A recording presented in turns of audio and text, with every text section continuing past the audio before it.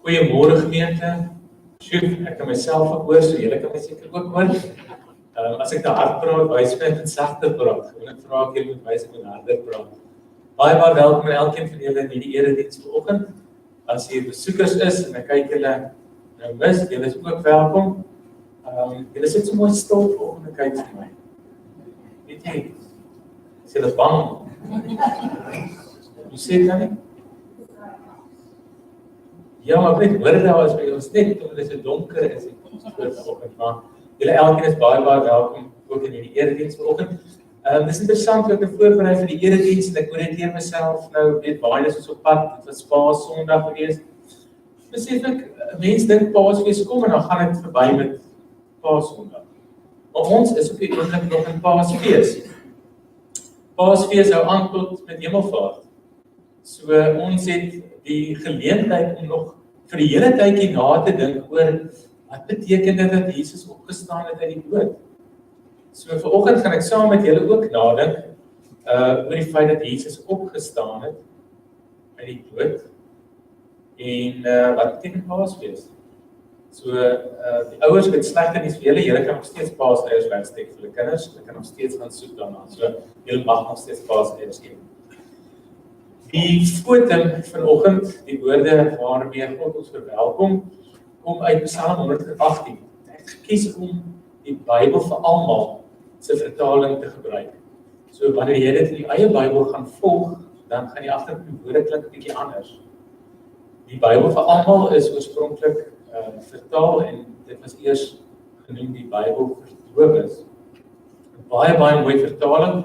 Julle wat klein kindertjies het, kan dit gerus oop en vir julle kinders lees. Dit is aanlyn ook beskikbaar op die Bybelgenootskap se webtuiste.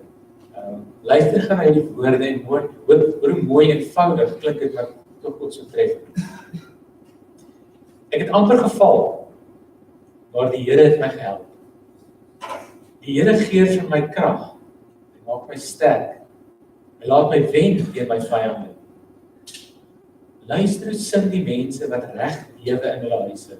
Hulle sing, want hulle het gewen. Die Here het sy hand opgetel en hy het hulle gehelp. Hy het hulle laat wen. Die Here het sy hand hoog opgetel. Hy het hulle ver laat wen.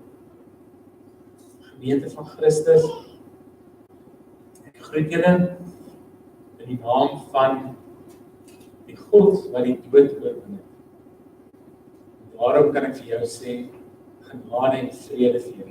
Van God ons Vader en vir Jesus Christus, die opgestane, lewende teenwoordige Here, en van die Heilige Gees, wat ons lei in die waarheid. Ons gaan 'n lied sing, waarin ons die Here se opstanding ook besing. Lied 422, die Here het waarlik opgestaan. Lied 422 vers 1 tot 3. Kom ons loop hier.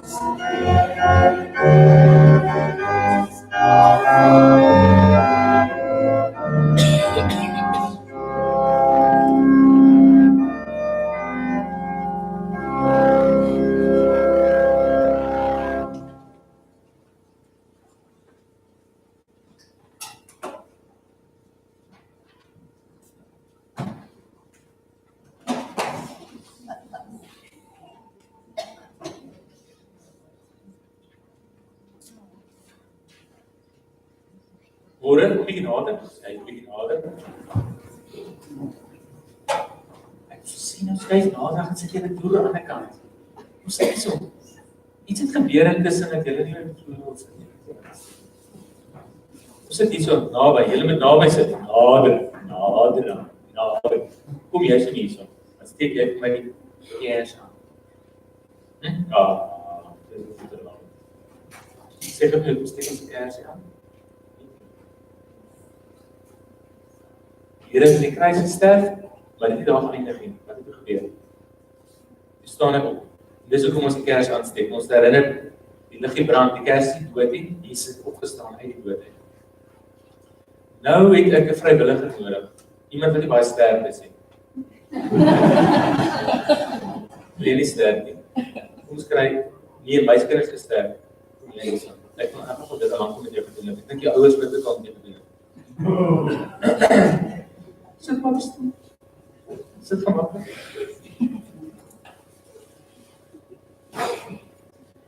Goed.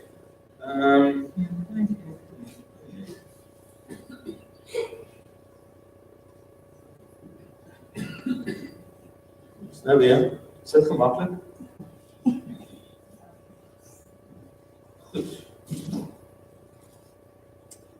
kry jy. Die een. Ek kan nou net sê, ek kan nou sê, is dit gemakkelijk so? So? Nog steeds gemakkelijk. Nee, nog gemakkelijk is.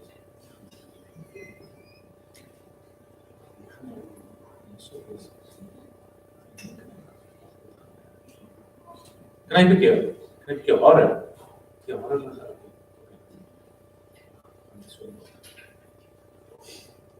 Ja, ik kom eens dit zo zeggen. Zo. Ja, ik kom. Nee, is het zeer? Nee. Zo. Recht. Oké. Goed, jij gaat dus zo blij voor de volgende week stressen. Goed. Ja, geen school, geen post, geen huiswerk, niks nie. Klinkt lekker. Goed. Nee, jy moet nie bly, dis nie stil. Jy moet bly. Goed. Hoe gaan ons daai probleempie oplos? Die stoel afbreek. Nee, hy gaan nog steeds kyk. Ja. 'n sleutel. 'n sleutel. Nee, maar ek het. Dit is 'n ander maniere. Hier is die oplossing. Wat gaan dan? Ja. Gaan dit nie werk? Krijg je dat zo? Krijg je dat dan werk? Dat is enigiets, dit is nie ander. Allee. Allee. Ons jy kan dit allemaal goed kom. Nee? Ja, oké. Gebruik jy dit gemakkelijk. Hoekom nie? Kort met 13. Als we gebruiken. Dan werk je. Zet vast. Hierzo, dit zal werken. Nee, scair ook niet. Oké. Hierzo, dit gaan definitief werken. Oké. Uitveer. Goed. Wat gaan we? Sleutel. Goed. Alleen, sluit goed. Kom. Also, sleutel. Goed. Werk jij niet. Als ik. Werk jij niet. Die met die werk is er dran. Hier is je recht sleutel. Dat is wat tijd voor. Weet je of? Oké, dat zijn. Oké. Goed werken. Als je. Dat zijn. Als het omstelt. Kijk, nee. Dat is nog een probleem. Dat is nog een kleine op. Jong, maak nou gou daar, julle.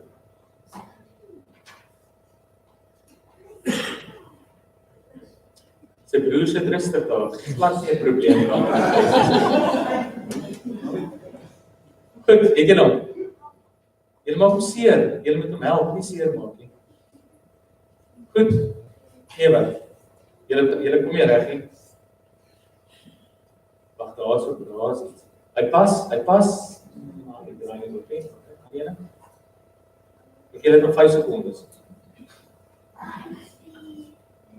3, 2, 1. Oké, kijk nou. Dit werk nie. Hierdie is te groot. Daai werk ook nie. Dit gaan nie werk nie.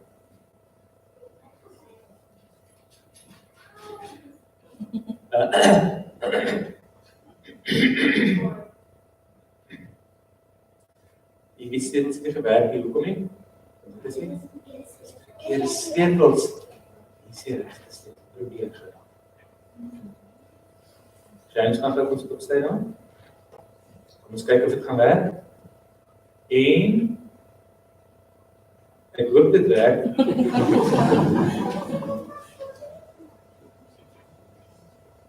Werk dit? Iemand het die eystersaak in die sak. Goed, dankie. Kom ons gesels uit. Is dit gewees? Ja? Daarvoor mag jy 'n lekker kie kry. Het iemand lekker saamgebring? Jy skuld my ekstra munt. Munt. Dan heb je geld. Goed. Wat het gebeur? Ons het hom vasgesluit, of ons het hom ek nie. Gesluit in 'n ketting. En ons het nodig gehad om die regte sleutel te gebruik om hom los te kry. Nou, in die lewe werk dit so, as ons goeders verkeerd doen, weet julle wat is sonde? Jy al gehoor van sonde. Wat is sonde? Is iets lelik doen. Wil jy my voorbeelde van sonde doen? Ja? Jok, boelie, wat? Moord pleeg, dood te maak, erger as moord pleeg, te steel. Goed, nou as 'n mens sonde doen, hoe voel jy? Dink julle doen mos nou sonde. Julle jok mos nie. Maar hoe sou iemand voel wat sonde doen, dink julle? Ja? Skuldig. Hulle kan 'n moeilikheid kom, so hulle raak bang. En hulle skaam ook, né? So daai gevoelens is soos 'n ketting wat jy vasmaak. Dat jy net sleg voel. Né? So ons wil wegkom. Ons wil nie bang wees of skaam wees nie. So, hoe kan ons loskom van daardie gevoelens? Ja? Dit is 'n vraag. Kom ek sê vir julle. Hoe kom ons los van sonde?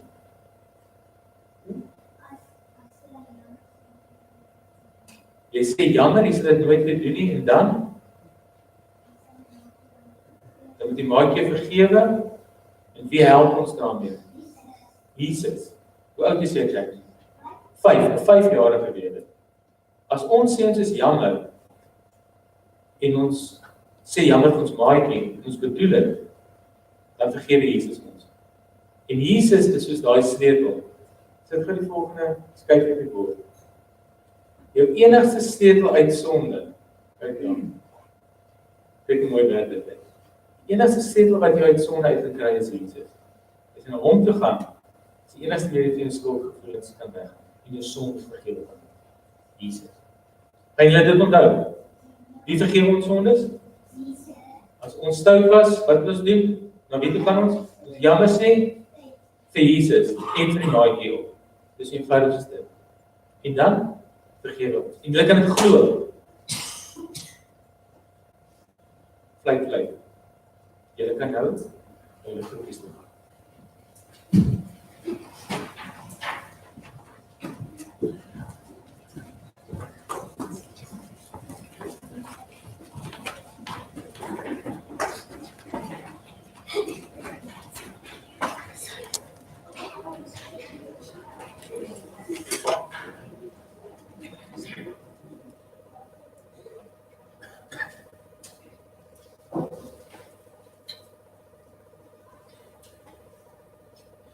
Wat ons kinders skool kon gegaan het, die res het bly. Iewers in die week sit ek agter my lesenaar en ek hoor vir die hoeveelste keer 'n alarm van 'n huis 'n paar ente van myself aan ons skreeu. Wat is my eerste reaksie? Ek wonder wie het ingebreek. En na 'n tydjie, terwyl die alarm nog steeds bly skreeu, dink ek, die geskreeuwheid kan ek open. My gedagtes het my daardie oggend besig gehou nadat ek so gedink het. En ek het gedink hoe afgestomp 'n mens raak vir ander mense se nood. Ek het daaroor gedink en besef maar dat mense kan doof raak vir die wêreld se nood en al die verskillende stemme wat na jou toe kom. Want 'n alarm se doel is mos nou om 'n noodkreet te wees. Mense gaan sê die huis roep hom. Die huis en sy mense, of hulle daar is of nie, het hulp nodig. Iemand moet kom help, kry hulp, iets is verkeerd. My eerste gedagte wanneer ek 'n alarm deesdae hoor afgaan in ons buurt, is dat dit 'n vals alarm is. En ek het so afgestomp geraak, doof, blind, dat ek begin om nie meer noodwendig die syne of die alarms rondom my eers raak te sien of te hoor. Want alarms raak vir mense irritasie, iets waarvan jy net wil wegkom. Iets waarvoor jy ore net wil toedruk. Maar dis nie net motorkar alarms en huisalarms wat 'n mens se aandag probeer vestig op bepaalde nood nie. Oral om ons is daar syne en tekens wat ons aandag probeer vestig op nood. Ek wil vir jou vanoggend uitnooi om saam met my te dink oor die plekke, die mense, dalk die gebeure die afgelope tyd waarop jou aandag gefestig het. Watter geleenthede het ons die afgelope tyd gesien, of dit nou oor die televisie was, plekke wat vir jou laat stop het om te sê, maar gee hier aan aandag, hier is nood. Ek wil vra dat jy met mekaar gaan praat daaroor.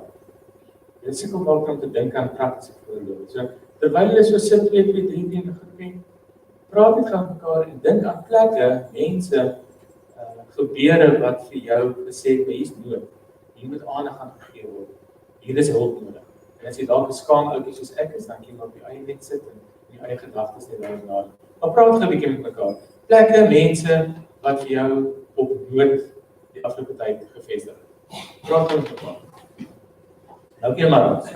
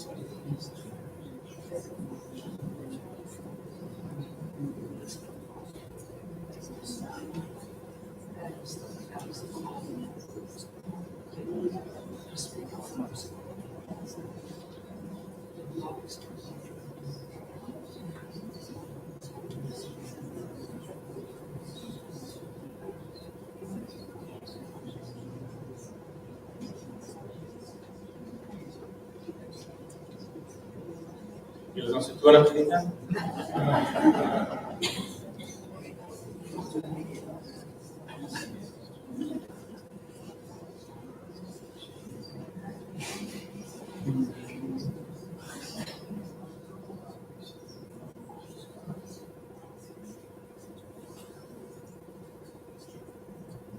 Sewe sekondes.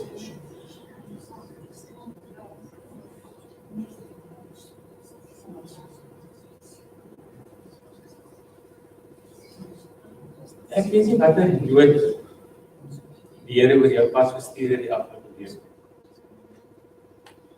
Waar het jy plekke gesien waar daar herstel en verandering en hulp nodig is? Watter nood het jy dalk in die koerante gesien of oor die televisie nuusberig gehoor? Waartoe het die Here jou dalk geroep hierdie week om by betrokke te raak? Hoe het jy hierdie week reageer op die alarms wat afgegaan het rondom jou? Jy het op die oomblik in julle gesprekke so nagedink oor mense, plekke wat nood ervaar het. Ons het die afgelope tyd ook gehoor van broers en susters in Sri Lanka wat deur terreuraanvalle gesterf het en wat wat beseer is en wat met lyding te doen gehad. In ons eie land is daar gesinne wat die afgelope tyd by 'n graf moet staan van mense wat in natuurrampe omgekom het. Daar is naamlose mense, gesiglose mense in ons land, selfs in ons dorp, wat ly weens ongeregtigheid, verlies, onvoldoende mediese sorg, armoede, geweld, noem maar op. Dit kan ons ongeraak laat.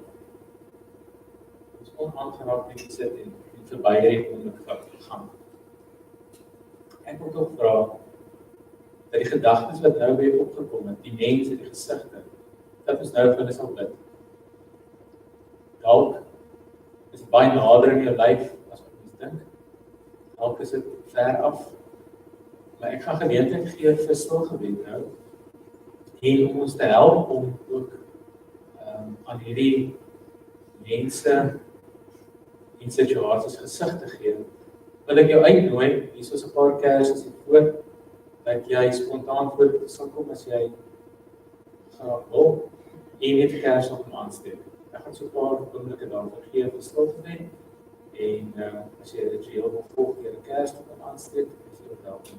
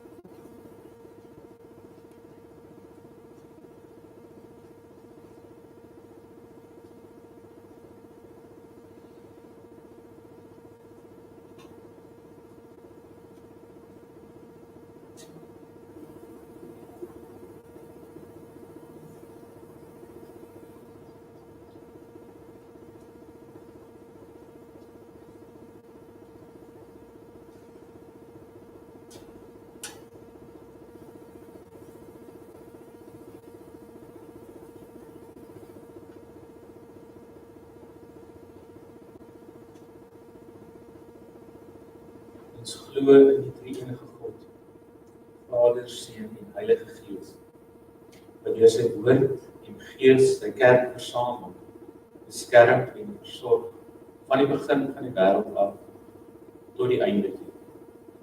Ek glo aan een heilige algemene Christelike kerk, die gemeenskap van die heiliges, geroepe uit die ganse menslike geslag. Ons glo dat die versoeningswerk van Christus sigbaar word in die kerk as geloofsgemeenskap van diegene wat met God en onderling met mekaar versoen is. Ons glo dat God homself openbaar het as die een wat geregtigheid en ware vrede op die mense wil bring. Dat hy in 'n wêreld vol onreg en vyandskap op 'n besonderse wyse die God van die noodlydende, die arme en die verontregte is. En dat is 'n kerk roep om hom hierin na te volg. Dat hy aan verdruktes reg laat geskied en brood aan die hongeriges gee. Dat hy die gevangenes bevry en blindes laat sien. Dat hy die wat bedruk is ondersteun, die vreemdelinge beskerm, en weeskinders en weduwees help, en die pad vir die goddelose versper. Dat hy vir hom reine en onbesmette godsdienst is, om die wese en die weduwees in hulle verdrukking te besoek. Dat hy sy volk beleer om goed te doen en die reg te soek. Dat die kerk daarom mense in enige vorm van lyding en nood moet bystaan. Wat onder andere ook inhou, dat die kerk sal getuig en sal stryd teen enige vorm van ongeregtigheid, sodat die reg sal aanrol soos watergolwe en geregtigheid soos 'n standhoudende stroom. Amen. Kom ons staan en gee ons onsself vir die Here vir die sing van die 308, vers 1, 2, 4, 5. Kom ons staan.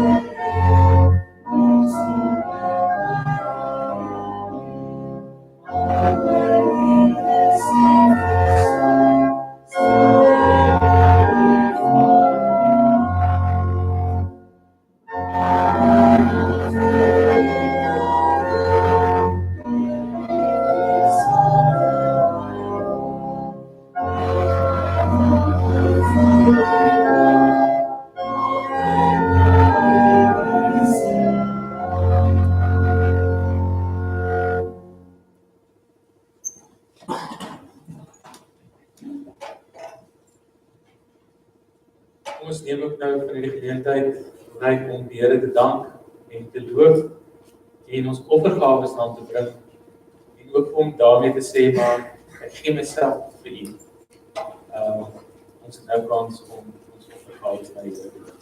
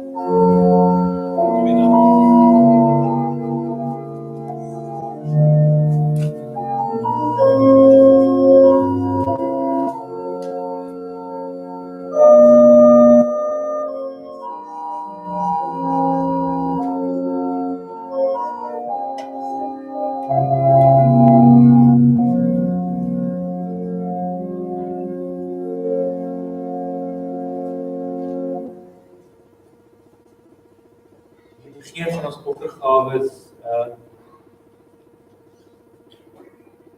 vra ons onsself ook eintlik af, hoe gaan dit met my? Hoeveel kan ek gee? Eerder, hoeveel kan ek terughou? En word ek ook bewus van wanneer ek gee, dat daar nood is aan wie ek gee. Daarom wil ek julle ook uitnooi, vanoggend is die deur offers gaan aan Sopkombuis, Stellenbosch, so ek wil julle ook uitnooi en vra om op daardie manier ook betrokke te raak. Die Sopkombuis begin een van die dae, die winter is al hoe nader aan ons, so ons hoef nie net ons geld te gee, ons kan ook ons tyd gee, ons gebede gee vir die wat bly. 'n Paar van julle het angstig by die horlosies gekyk, het gesê ons moet die dagboekers opneem, ons is nog nie klaar nie. Ons skrif lees ek op in Handelinge, ek dink ek het dit hierdie keer, Handelinge 5. So van vers 17 af, vir julle lees, Handelinge 5, 17 tot so by vers 3. Lees Markus, Lukas, Handelinge.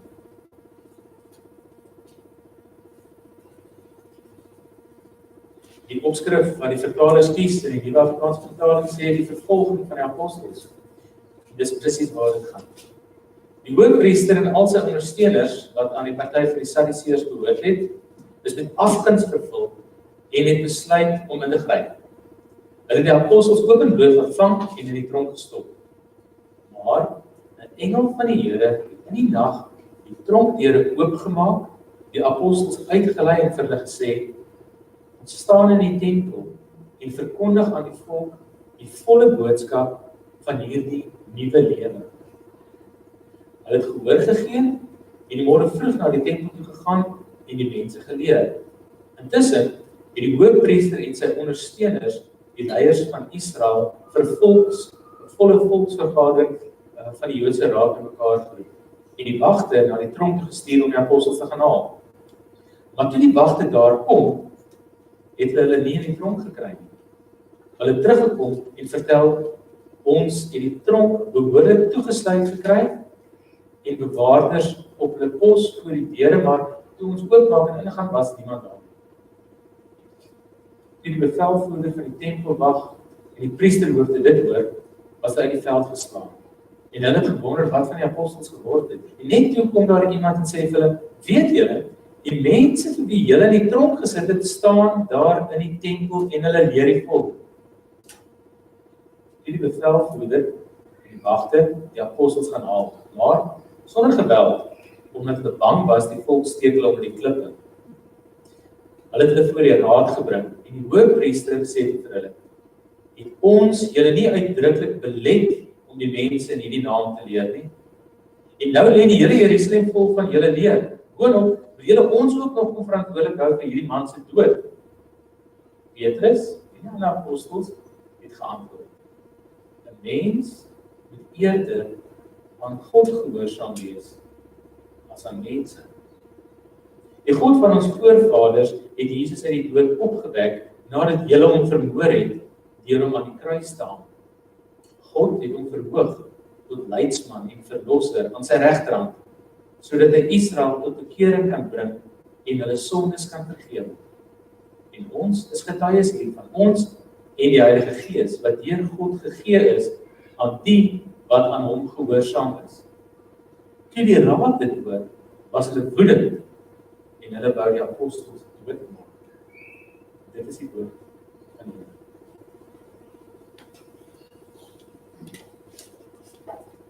Hoor jy die paasfees klokke? Hulle lui van vroegdag af. Wil jubel oor die wêreld. Die Heer is uit die graf. Dis die woorde van lied op 409 en ons lied beklink, die eerste paar sinne. En ons het dit verlede Sondag ook gesing met Opstandingssondag, Paasondag. Nou, dit herinner ons dat die paasfees klokke 'n tyd aandui van God se opstanding wat hy bewerkstellig het deur Jesus uit die dood uit. Maar daar was egter nie verlede Sondag enige klokke wat gelei het in ons buurt om mense te herinner dat dit Opstandingssondag is nie. Hierdie kerkgebou het nie een soos baie ander kerke 'n toring of 'n kerkklok. Toen die Williekoopstad van die VG Kerk in Stellenbosch vertel vir my so 'n paar weke gelede, hulle het Stellenbosch se kerk se klok gesteel. So verlede Sondag het Stellenbosch ook nie eers bewus geraak van Paasfeesklokke wat kon lei. Die gemeente waar ek my prakties destyds gedoen het wel 'n kerktoring gehad, maar nie 'n klok nie. Hulle het 'n luidspreker in hulle kerktoring gehad. En elke Sondagoggend het hulle destyds nog 'n kaset gespeel van klokkespel, om dan nou vir die buurt te herinner dat dit Sondagoggend die Opstandingsdag is. En toe ek vir die koster vra, maar waarom word hierdie opname nie meer gespeel nie? Toe sê hy, die bure het begin kla en toe het hulle maar opgehou om dit te speel. Waarskynlik omdat die mense in slaap uitgaan. Die kerk het opgehou om daai opname te speel. Daardie buurt is ook nie verlede Sondag met klokkespel daaraan herinner dat Jesus opgestaan het uit die dood. Ons leef in 'n tyd van kerktorings met horlosies wat nie meer die regte tyd aandui nie, en van kerkklokke wat stil geraak het. Hoe word die opstandingsdag van Jesus aangekondig, as dit nie met klokkespel gedoen word? Hoe raak mense bewus van die opgestane Here Jesus Christus as hulle nie meer kerktorings wat soos vingers wys na die hemel raak sien? Wat gaan mense help om 'n Sondag eerder 'n erediens by te woon as om Somerset Hall toe te gaan? Ek vermoed, ons gaan nie die kerke vol kry deur meer en harder klokkespel of om meer kerktorings op te rig. Waarom sal mense op 'n Sondagoggend na erediens toe kom? Wat sal jong mense oortuig om te luister na die storie van 'n timmerman wat water in wyn verander? Wat moet gebeur in die erediens sodat ek volgende Sondag weer sal kom in plaas daarvan om 'n kombers net op my kop te trek of om liewer strand toe te gaan? Dalk is dit eintlik maar net ek wat probeer om mense minder kerk. Miskien moet ek eers vanoggend vra, waarom gaan mense in die kerk? Die storie van die kerk vind ons in die bladsye van Handelinge, wat Lukas vir ons geskryf het. Dis nie vers en die hoofstukke van hierdie boek raak 'n mens bewus van die beweging van die Heilige Gees. Ons sien in Handelinge hoe dat mense gevorm, gelei, oortuig, gebruik en gestuur word deur die Heilige Gees. Ons sien dat mense reageer op die Paasgebeure sonder dat kerkklokke of skuldige gewetes hulle aan die beweeg kry. Maar dit was nie so eenvoudig soos wat dit klink. Dit was nie Paasfeesklokke wat die mense aangemoedig het om Jesus volgelinge te word. Die aantrekkingskrag het nie gekom deur indrukwekkende kathedrale of imposante argitektuur of ikone nie. Die aantrekkingskrag het gelê in die getuienis van mense soos die apostels en die werk van die Heilige Gees in mense. In Handelinge 3, so 2 hoofstukke terug, is Petrus en Johannes op pad tempel toe. En daar is 'n man wat van geboorte af lam was en wat in die tempel kom bedel het. En hierdie 2 apostels genees hierdie man in die naam van Jesus Christus van Nasaret. Staan op en loop, sê hulle vir hom. En dit gebeur. Die genesing lei uiteindelik daartoe dat 'n klomp mense begin stroom na die apostels toe. Hulle wil hê dat die apostels hulle ook moet leer oor hierdie boodskap te verkondig. Maar Petrus in daardie verhaal beklemtoon die hele tyd dat dit Jesus is wat hierdie man genees het, nie hulle nie. Die God van Abraham, die God van Isak, die God van Jakob, die God van ons voorvaders, sê hy, het hierdie man genees. Dis hierdie God wat Jesus uit die dood uit opgewek het. En al wat hulle doen, hulle is getuies daarvan. In die gedeelte wat ons gelees het, val dit my nogal op hoe dit daar 'n kontras is tussen die werk van die Heilige Gees en die mense wat daarteen werk of wat dit probeer ondermyn. Gaan lees dit weer by die huis weer. Daar's 'n kontras. Dis nou wat die Gees mee besig is en nou wat die mense probeer keer om te gebeur. Die mens sien die gevolge van die werk van die Heilige Gees teenoor as ware die weerstand van die mense wat hulle bied daarteen. Die boodskap wat die apostels verkondig het met invloed gepaard gegaan. Die volk het na hulle begin luister en hulle begin volg. Die hoëpriester en sy ondersteuners het begin mag verloor. Hulle begin beheer verloor. En met hierdie magsvertoning en intimidasie gryp hulle die apostels en stop hulle in die tronk. Almal kon dit sien. Hulle word behandel soos misdadigers, soos kriminele, soos hulle leier, Jesus Christus. Maar net die afguns van die hoëpriesters op die tralies van die tronk kan die mag van die opgestaande Here keer. 'n Engel van die Here maak die tronksdeure oop en stuur hierdie apostels uit met hierdie merkwaardige opdrag. Gaan staan in die tempel en verkondig aan die volk die volle boodskap van hierdie nuwe lewe. Die apostels hardloop nie weg nie, maar hulle bly gehoorsaam aan die opdrag van die Here. Hulle kies om nie na mense te luister nie, maar eerder na God. En Petrus is bewus daarvan dat hy leef in die aangesig van God. En dit rig sy doen en laat. Die apostels word nie deur die vrees of onsekerhede of die moontlike gevolge van optrede gekeer nie. Een eksegeet skryf, Christians, better than anyone else, should be more acutely aware that it is a custom of the human race, sinful as it is, to use supposedly legal systems to silence those who, like Peter and John, say things that the powerful do not like. This should help us resist the fallacy that confuses the will of the powerful with the will of God. Ek weet dit. Dis Engels. Christians, ons, better than anyone else, should be more acutely aware that it is our custom of the human race, sinful as it is, to use supposedly legal systems to silence those like Peter and John who say things that the powerful do not like.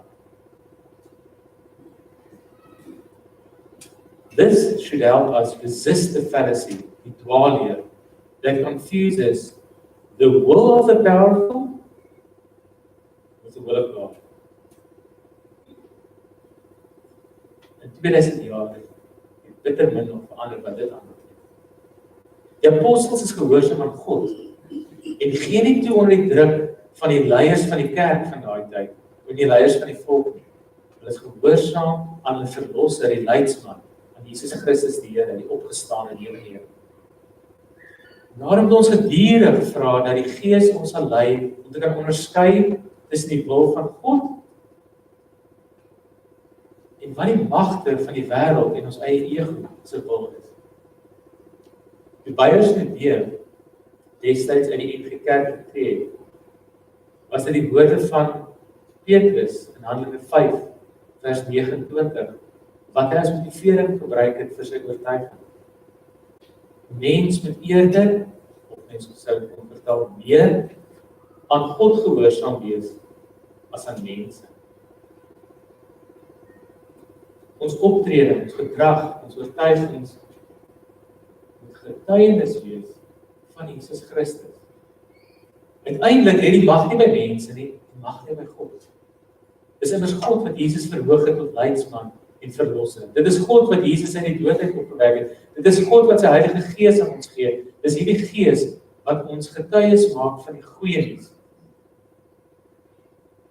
Dit was my opvallend hoe dat die goeie nuus van lewe, bekering en vergifnis en vryheid in kontras staan met die vervolging en die woede en die wraak van die mense van die raad.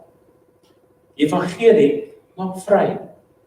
mag en die beheer wat die wêreld najaag, bind jou en verstik jou. Dis hierdie ketting wat 'n kind aan 'n stoel vasbind. Dit maak jou gevangene van sisteme waarin menswaardigheid nie gevier word nie, maar waar die sterker ene oor die swakke probeer heers. Paasfees kom herinner ons daaraan dat die Here die magte van oorheersing en vernedering oorwin het. Die Here het dit oorwin met liefde. Sy retoriek was ingekleed met woorde van genade en vrede. Jesus het gedien en uiteindelik sy lewe gegee, sodat ons mekaar in die oë kan kyk en besef, ons almal is God se kinders. Die Heilige Gees is uitgestort, sodat ons die hoopvolle boodskap van lewe kan vertel, oorvertel aan almal. Skynbaar het die Joodse leiers nie die Paasfeesklokke oorleef. Die boodskap van bevryding en verlossing was vir almal, maar dit het ook op sommige se dood oorgegaan.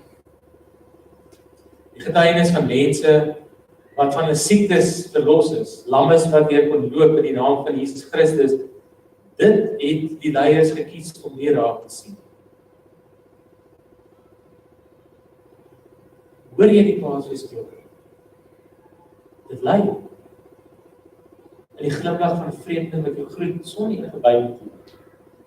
En die woorde van 'n dokter wat sê, jy is in remissie. En die telefoon oproep van 'n vriend of vriendin wat sommer net bel om te sê, jy's alleen. Die Paasfeesklokke lei oral om ons elke dag. Hoor jy dit? Sien jy dit? Laat jy toe dat die Heilige Gees dit vir jou wys.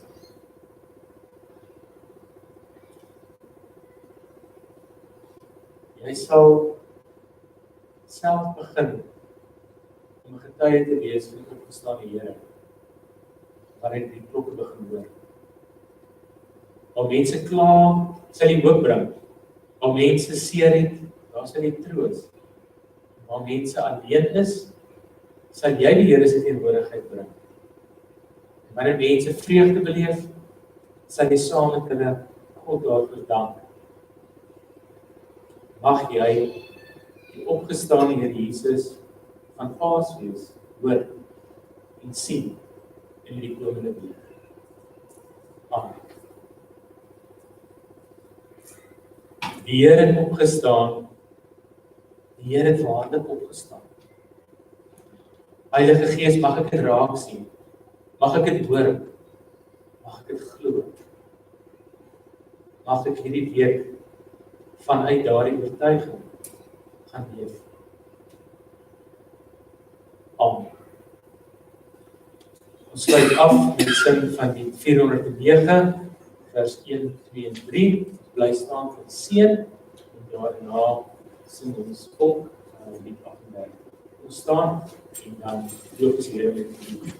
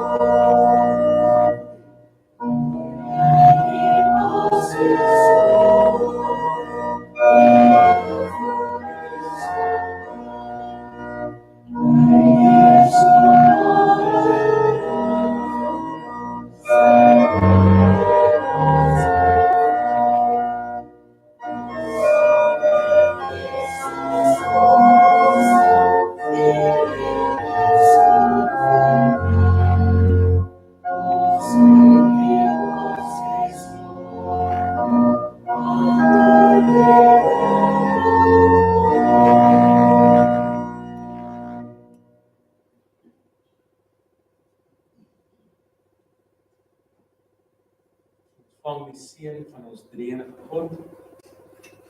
En gaan leef in hierdie week met die bewustheid dat die Here jou gebruik om ander mense bewus te maak van sy teenwoordigheid.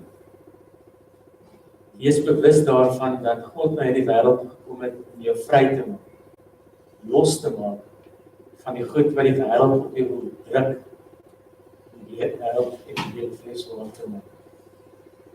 Die genade van die Here Jesus Christus, die opgestane lewende Here, en die liefde van ons hemelse Vader en Moeder, en die intieme nabyheid en die teenwoordigheid van die Heilige Gees is nou, en sal elke liewe oomblik van hierdie week met jou wees.